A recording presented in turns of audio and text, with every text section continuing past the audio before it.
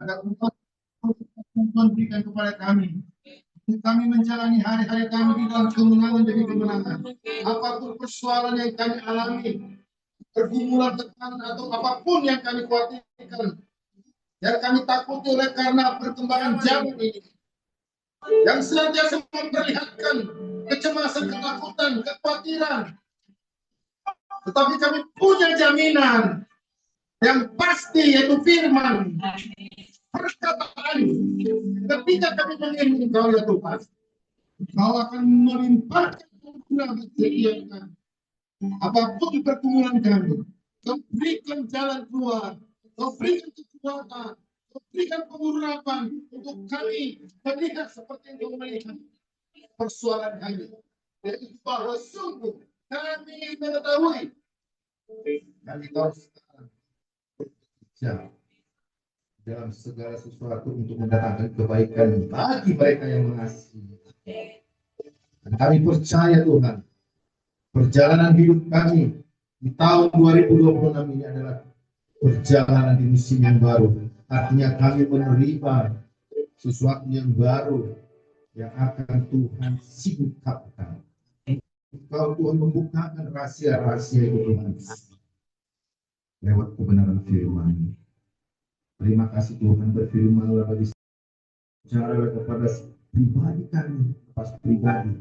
Engkau tahu perjalanan mereka. Engkau tahu pergumulan kami datang ke tempat ini untuk kami boleh mengatakan bahwa kami berjalan di atas kemenangan karena bersama dengan Yesus Kristus. Terima kasih Tuhan berfirman, ya kami siap untuk menerima kebenaran firman yang memerdekakan kami. Di dalam nama Yesus Kristus, mari kita yang percaya katakan, amin.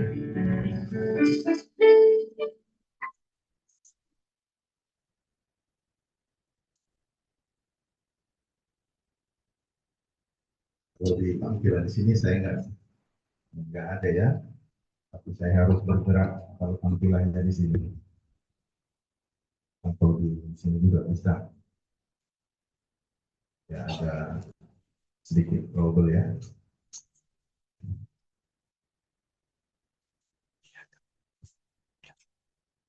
Ya, salam Bapak Ibu. Ya. Ayat ini pernah saya bagikan 2 Korintus 5 ayat 17 dan akan terus dibagikan karena sesuatu hal selalu membuka hal yang baru. Jadi kita baca satu ayat, Tuhan banyak bicara, apalagi banyak ayat, Tuhan singkapkan. Ya, saya beri judul hidup dengan cara Tuhan. Ya, kita berpikir gimana sih cara Tuhan. Kita boleh hidup dalam konteks ini ya. Jadi setiap belajar firman Tuhan, lihat konteksnya ya. Apa sih konteksnya satu pasal ini? Baru lihat lagi kalau di perjanjian lama dia juga konteksnya. Karena setiap firman itu selalu berkembang terus dari perjanjian lama yaitu dari kejadian. Kalau kita tarik terus itu berkembang, semakin dibukakan siapakah Yesus itu. Dari perjanjian lama kita akan melihat semakin ke perjanjian baru terangnya lebih nyata. Yesus itu siapa? Kalau kita mengenal Yesus sungguh dalam proses progresnya, maka ketika kita menyembah Tuhan, penyembahan itu tentu karena kita mengenal Dia. Sejauh mana? Nanti Roh Kudus yang akan menuntun kita. Pasti Roh Kudus bekerja dengan firman-Nya. Tidak mungkin Roh Kudus berbicara tanpa firman. Jadi penyembahan itu adalah namanya juga ketika menyembahkan karena kita kenal Dia siapa. Ya kan? Kita puji, angkat pujian karena kita mengenal siapa Dia. Ketika kita mengangkat pujian karena kita kenal Dia baik. Inisiatifnya selalu kepada kita hal-hal yang baik. Jadi kita perkatakan pujian kepada Tuhan, Engkau sungguh sangat baik. Kalau kita menyembah Dia, apa yang kita perkatakan? Kita tahu bahwa Dia adalah Allah yang tidak pernah berubah. Tidak ada Allah seperti Yesus Kristus. Dia menciptakan langit dan bumi. Dan bahkan Dia memimpin saya. Perjalanan hidup saya. Itu yang kita ucapkan ketika penyembahan. Engkau ajar. Engkau Tuhanku yang melakukan perkara besar. Itu penyembahan. Mengagungkan kebesarannya. Menyuarakan, meneriakkan bahwa Tuhan tidak ada seperti Yesus. Kenapa bangsa Israel menjadi pilihan? Kenapa satu bangsa ini? Supaya lewat bangsa ini, bangsa-bangsa lain mengenal Tuhan. Meninggikan nama Tuhan. Makanya ketika mereka menyeberang Laut Merah, dua penyeberangan, ya, Sungai Yordan. Bayangkan berapa tahun sebelum Jericho direbut, mereka membelah laut itu, mereka jalan. Kota Jericho langsung gemetar, takut. Padahal masih panjang perjalanan mereka sampai merebut kota Jericho.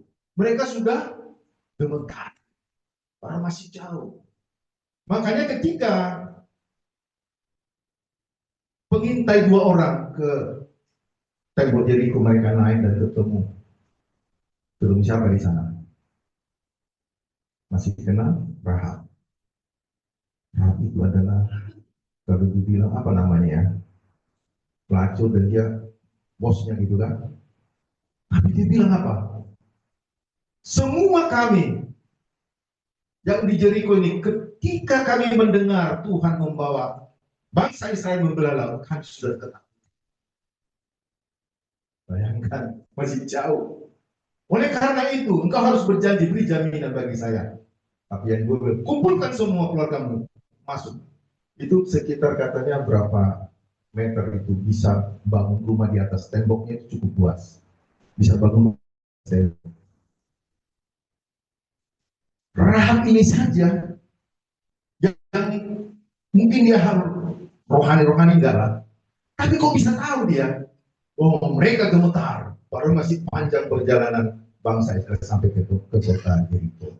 Dan luar biasa. Hanya pujian, penyembahan untuk meruntuhkan tembok Jericho. Jadi ketika kita naikkan pujian, penyembahan, yakinkan persoalan apapun yang kita runtuh semua dan diberikan hal yang baru. Itulah musim yang baru. Kita harus memulai pujian karena kita menerima yang baik yang seharusnya kita tidak layak menerima. Dikaruniakan yang baik dan Dia berikan dirinya, dinyatakan kepada kita siapakah Tuhan kita. Itulah penyembahan. Kita bangga punya Allah seperti Engkau Tuhan. Kami bangga Tuhan seperti Engkau membawa orang Israel dari Mesir sampai ke tanah Kanaan. Demikianlah kita sekarang. Apakah kita harus sampai ke tanah Kanaan? Tetap kalau kita baca di Ibrani, kepada kita pun janji itu masih dinyatakan sampai kita mengenal Dia. Ketika kita berdoa secara pribadi, aku mau sampai ke tanah Kanaan. Sampai pun mereka ke tanah Kanaan, belum semua tempat demi tempat direbut. Bayangkan Yosua sampai masa mau dipanggil Tuhan, masih ada 7 tempat yang mereka belum rebut, padahal sudah di tanah Kanaan. Artinya bahwa proses kita sampai ke tanah Kanaan dan sudah kita di tanah Kanaan. Di mana tanah Kanaannya? Kita sudah di dalam Yesus Kristus. Itulah tanah Kanaan. Tetapi gambaran Yosua ketika masuk ke tanah sampai tua pun Tuhan bilang masih banyak yang belum kamu rebut. Ada 7. Kalau saya bagikan itu satu khotbah. 7 itu diartikan adalah 7 gunung. Yang sekarang pengertian artinya itu ada 7 gunung. Artinya kita di dalam Kristus Yesus sudah di tanah Kanaan, tapi belum selesai bekerja. Masih ada. Makanya kalau kita baca Yosua, ada 7 lagi yang belum kamu rebut. Itu bicara ribuan tahun kepada kita sekarang. Ada tujuh. Dan mari kita, kalau kita sudah di dalam Tuhan, kita sudah di tanah Kanan. Yakinkan jaminan keselamatan, kelimpahan kasih kalau sudah ada di dalam Kristus Yesus. Tetapi ada lagi yang harus kita lakukan. Makanya, bagaimana kita hidup dengan cara Tuhan mendengarkan Dia. Jadi jangan ketika kita di dalam Tuhan itu sudah enak, jaminan keselamatan sudah saya di sorga. Rasul Paulus berkata, ya alangkah lebih baik saya bersama dengan Dia di sorga. Tetapi kalau saya masih di bumi ini, masih ada tugas yang harus saya selesaikan untuk saya berbagi. Jadi kata Rasul Paulus, bersyukurlah kalau saya belum dipanggil Tuhan, karena mahkotanya banyak yang akan disediakan ketika Dia mau melangkah bersama. Jadi sudah mengerti ya bahwa tanah kanan kita adalah kita sudah sampai terima Yesus, kita ada di dalam Kristus. Kalau dulu tanah kanan secara fisik, tetapi kita secara rohani kita ada dalam Yesus. Sebagai gambaran untuk kita percaya kepada Tuhan. Oh, biasanya di sini nggak ada ya. Jadi saya harus lihat ini ya. Ini nggak ada. Jadi di sini dikatakan hidup dengan cara Tuhan ya. Terambil dari 2 Korintus 5:17. Jadi siapa yang ada di dalam Kristus, ia adalah ciptaan baru. Jadi sudah sampai ke tanah kanannya. Yang lama sudah berlalu, jangan ingat-ingat lagi seperti bangsa Israel. Bagaimana Musa, bagaimana Yosua. Mendingan kami mati di Mesir, di sana ada makanan lengkap semua, kuburan pun ada. Ya kan? Semua itu menjadi pelajaran untuk kita. Kalau kita baca firman Tuhan, kejadian yang dulu itu menjadi pelajaran supaya kita tidak seperti bangsa Israel keluar dari Mesir menuju ke tanah Kanan, bersungut-sungut, ketidakpercayaan, sudah diberkati, diberikan mana, permintaannya diberikan daging melalui burung puyuh, dikasih air.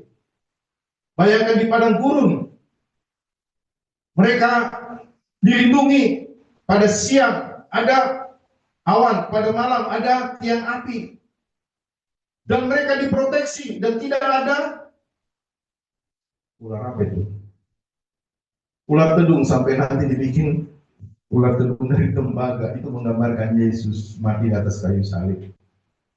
Itu pelajaran untuk kita supaya kita memahami jangan sampai bersungut-sungut apapun persoalan kita. Sedangkan mereka sudah diberkati, tapi mereka masih tetap mengalami persoalan. Memangnya kalau pilihan Tuhan tidak mengalami, mereka juga khawatir, takut juga. Tapi bagaimana dikatakan di sini? Bagaimana kita hidup dengan cara Tuhan? Tadi dikatakan, jadi siapa yang ada di dalam Kristus Yesus, kita adalah ciptaan baru. Yakinkan kita sudah memasuki tanah Kanaan yang baru. Musim yang baru, ya, yang lama sudah berlalu. Bicara pola pikir, jangan sampai bersungut-sungut, jangan ada ketidakpercayaan. Itu sangat-sangat mempengaruhi pengenalan kita akan Tuhan. Di sini dikatakan 2 Korintus 5:17. Jadi siapa yang ada di dalam Kristus, yakinkan kita sudah lahir baru ya. Berarti kita sudah memasuki tanah Kanaan. Kalau masuk ke tanah Kanaan, sebenarnya kita hanya menerima ketersediaan yang Tuhan sudah sediakan. Kalau kita lihat, yang mereka takuti adalah raksasa-raksasa katanya ketika diutus 12 orang. Laporan 10 sangat berbeda dengan laporan 2 orang. 2 orang melihat dengan cara Tuhan melihat. Tapi yang 10 mereka melihat dengan keadaan. Apa yang mereka lihat secara kasat mata. Yang mereka paling takuti apa? Ada raksasa, ya kan?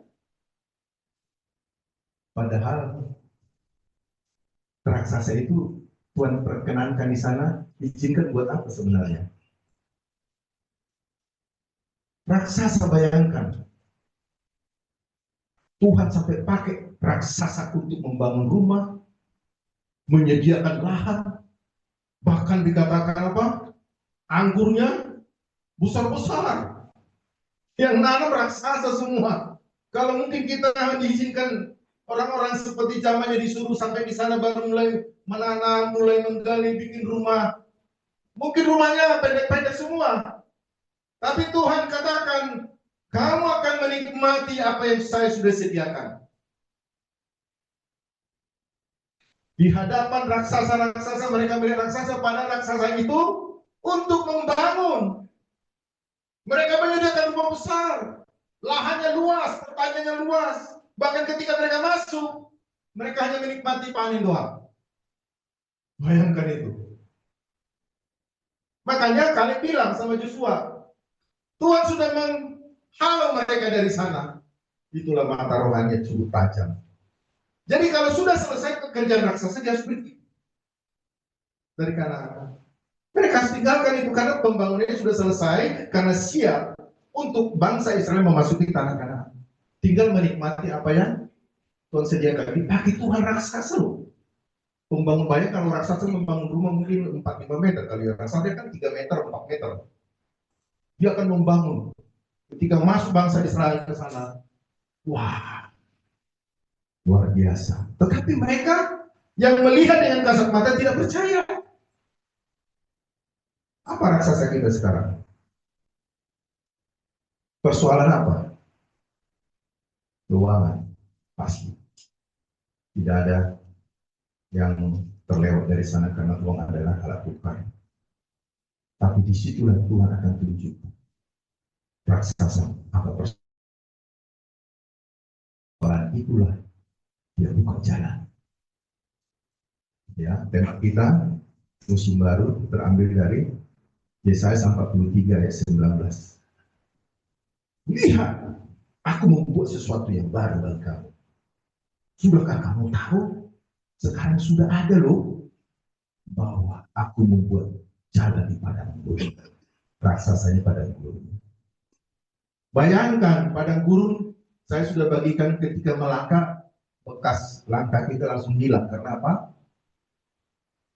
Angin kencang, pasir. Tapi Tuhan bilang, aku akan buat jalan di padang gurun. Apa persoalan kita? Di dalam persoalan itulah Tuhan akan buktikan dia buat jalan. Kalau kamu sakit, disitulah dia akan lihat, perlihatkan kesembuhan terjadi. Masalah apapun, Tuhan terima kasih untuk masalahku ini, karena lewat masalahku ini Tuhan buka jalan. Bahkan dikatakan dia akan membuka sungai di padang belantara. Mana ada sungai di padang belantara? Bicara kehidupan di dalam belantara yang tidak ada, mungkin kita berkata, sudahlah, nggak ada jalan, biarlah mati saja. Karena orang sudah tidak percaya lagi sama saya. Tapi disitulah ketika kita berkata, Tuhan terima kasih, aku sudah di dalam Kristus Yesus, aku sudah sampai ke tanah kanan Tuhan. Sekarang di persoalan saya ini ada kehidupan. Wah, dia datang memberi hidup dan bergembira. Ya, jadi siapa yang ada dalam Kristus? Ini pribadi Yesus berkata, kamu percaya sama saya, kamu ciptaan baru. Kamu ada di dalam saya, yang lama sudah berlalu, yang baru sudah datang. Yang baru itu apa? Kita harus percaya. Bagian kita hanya percaya. Maka Yesus selalu berkata, tidakkah kamu percaya? Kenapa kamu tidak percaya? Katanya kalau ketika dia bersama-sama dengan murid-muridnya, ya, orang mau, di mana sih kamu utus murid-muridmu? Tapi mereka tidak bisa jawab pertanyaan kami dan tidak bisa mengadakan mujizat ketika Tuhan datang. Kenapa kamu tidak percaya? Wah, berarti ketidakpercayaan kita adalah padang gurun. Kita berkata, aku balikkan ketidakpercayaan menjadi yakin saya. Mungkin bagi orang mustahil, bagi saya mungkin. Karena saya ada di dalam Kristus. Jadi mari kita melihat kepada pekerjaan dia. Next. Kita lihat di sini bagaimana kita hidup dengan cara Tuhan. 2 Korintus 5 ayat 16. Ini sebenarnya kalau kita, kenapa ada kadang jawabannya malah di atas. Kalau kita belajar tentang kalimat bahasa Ibrani, kita pelajari, jadi semua, kalau kita baca Matius, Markus, Lukas, akan ada perbedaan. Kalau orang Yahudi, kadang dia sudah mendahulukan jawaban, baru nanti selanjutnya syaratnya. Kadang dibalik, ya. Makanya kalau kita baca di Kejadian, kok di ini lagi, kenapa sih berbalik? Nah, itu kalau kita lihat bahasa Aram, bahasa Yesus pada zamannya, dia masih di Taurat di situ, masih bahasa-bahasa yang penuh sastra dengan luar biasa, pantunnya segala macam. Jadi tadi ayat 17, siapa yang ada di dalam Kristus, sudah ada jawabannya, dia ada ciptaan baru. Tapi di sini dikatakan, bagaimana kita sungguh yakin bahwa kita adalah ciptaan baru dan menyadari bahwa kita ada di dalam Kristus Yesus, dan itu menjadi gaya hidup, dan yang lama otomatis berlalu, yang baru sudah datang. Kita tidak bisa lakukan dengan cara kita, kekuatan kita. Tidak bisa. Kita hanya karena Roh Kudus di dalam kita. Makanya kita harus lihat firman Tuhan itu tidak menilai menurut ukuran manusia. Kita baca sama-sama. 1, 2, 3.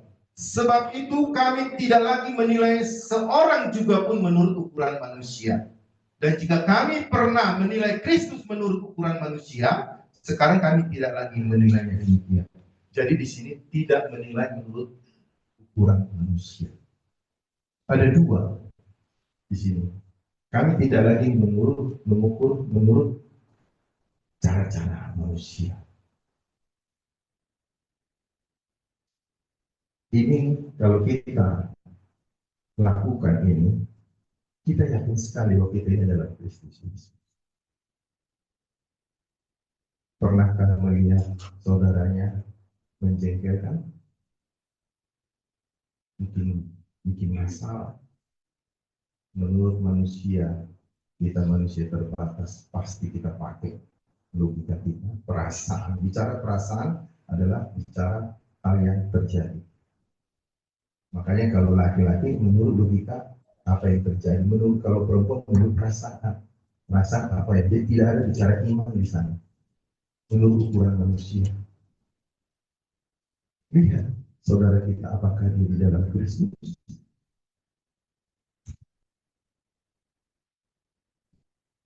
Jadi jangan kita pakai ukuran manusia.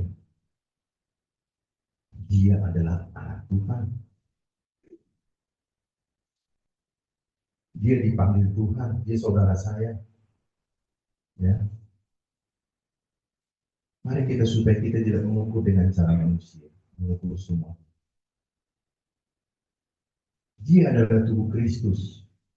Makanya sebelumnya di Korintus ini adalah jemaat yang paling, kalau kita baca di semua tulisan Rasul Paulus, jemaat yang paling apa dikatakan?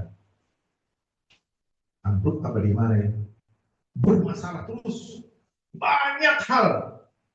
Di sana ada perzinahan, di sana ada penyembahan berhala, di sana ada semua kacau semua. Sehingga mereka saling menuding.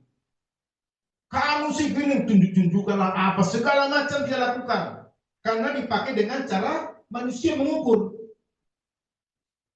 Jadi bagaimana kita seorang bahwa kita sudah di dalam Kristus, tidak lagi memakai cara manusia mengukur. Apalagi dikatakan di sini, mereka bertobat ini. Dan jika kami pernah menilai Kristus menurut ukuran manusia, sekarang kami tidak lagi menilai demikian, bertobat. Kalau kita baca di Yesaya 53, ini tergenapi ayat 45. Bahwa dikatakan di sana ketika Yesus disalib, bahkan dikatakan kami mengira dia kena tulah ini. Ini memang karena tulah dipukul sama Tuhan ini. Karena menyatakan dirinya sebagai Tuhan, Mesias. Wah, ini bangsa Israel sampai begitu kencangnya menilai Kristus. Apa itu saya? Saya sudah berdoa lama, ikut pelayanan, tapi saya begini terus. Apa bedanya? Mereka lebih berkati daripada saya. Menilai Kristus dengan cara manusia.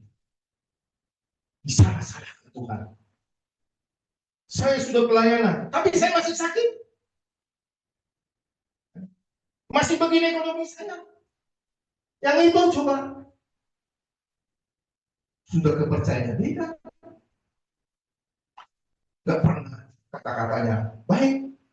Tapi, kok begini ya? Kaya. Kok saya mengikut Tuhan malah keluarga aku begini? Kenapa ya? Kenapa?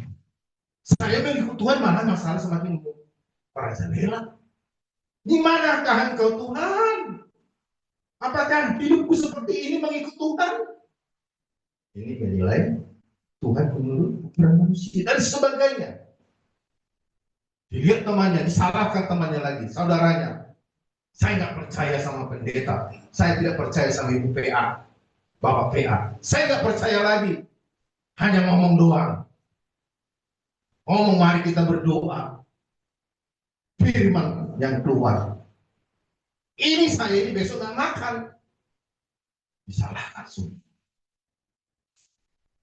Demikianlah jemaat saling menyalahkan, bahkan Tuhan disalahkan. Sebab itu kami tidak lagi menilai seorang juga pun menurut ukuran manusia. Jadi orang yang sudah di dalam Kristus, dia sudah punya pencerahan. Yang kedua, next, tidak menilai menurut ukuran manusia. Jadi ini yang kita lihat. Sama-sama kita baca. Memandang atau menilai menurut cara Tuhan. 1, 2, 3. Sebab kematiannya adalah kematian terhadap dosa satu kali dan untuk selama-lamanya, dan kehidupannya adalah kehidupan bagi Allah.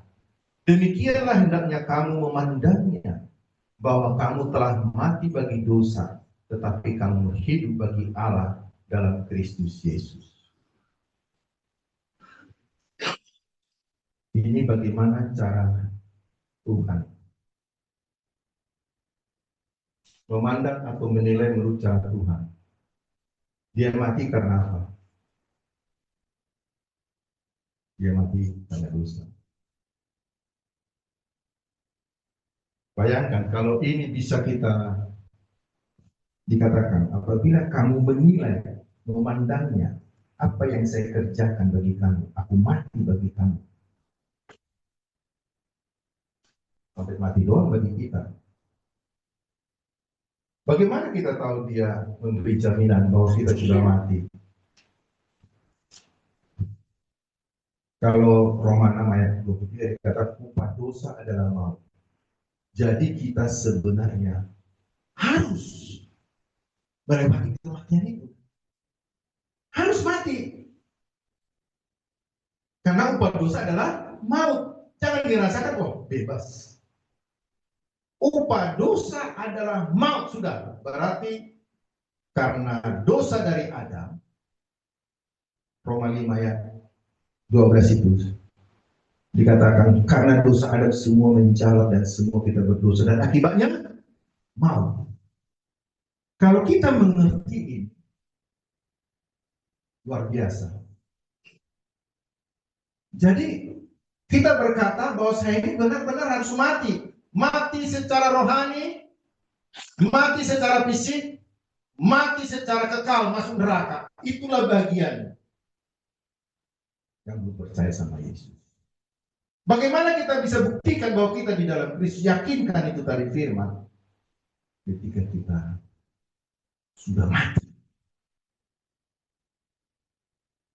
Jadi jangan dosa tapi masih begitu. Sudah mati. Jadi kita ini upah dosa adalah maut. Sebab kematiannya adalah kematian terhadap dosa. Iya, kalau dikatakan Roma 2 Korintus 5 ayat 21. Dia tidak mengenal dosa, tetapi dibuat menjadi dosa, supaya di dalam Kristus Yesus kita dibenarkan oleh Allah. Jadi kematian kita digantikan sama Yesus di kayu salib. Jadi dia mati sebagai kita. Dia menggantikan, dia yang tidak berdosa. Dia tidak layak dan tidak mungkin mati karena dia tidak berdosa. Tapi digantikan seharusnya kita di sana untuk menerima kebenaran supaya digenapi Taurat itu, supaya digenapi akibat dosa maut. Dan kita jalani.